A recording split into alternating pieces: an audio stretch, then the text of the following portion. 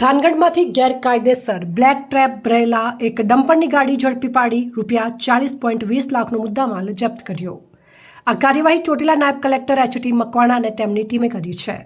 ચોટીલા નાયબ કલેક્ટર એચ.ટી. મકવાણા અને તેમની ટીમે થાનગઢના સારસાણા નવાગામ રોડ પરથી ગેરકાયદેસર બ્લેક ટ્રેપ ભરેલું એક ડમ્પર ઝડપી પાડ્યું।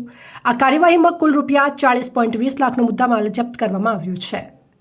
ચોટીલા નાયબ કલેક્ટર એચ.ટી. મકવાણા અને તેમની ટીમ દ્વારા સારસાણા નવાગામ રોડ પર ગેરકાયદેસર ખનીજનું વહન કરતા વાહનોની તપાસમાં હતા ત્યારે રોડ પરથી તદ્દન ગેરકાયદેસર બ્લેક ટ્રેપ ભરીને રોયલ્ટી પાસ વગરનું એક ડમ્પર પ્રસાર થતું ધ્યાને આવતા તેમાં ગેરકાયદેસર બ્લેક ટ્રેપનું વહન કરતા ઝડપાયું હતું।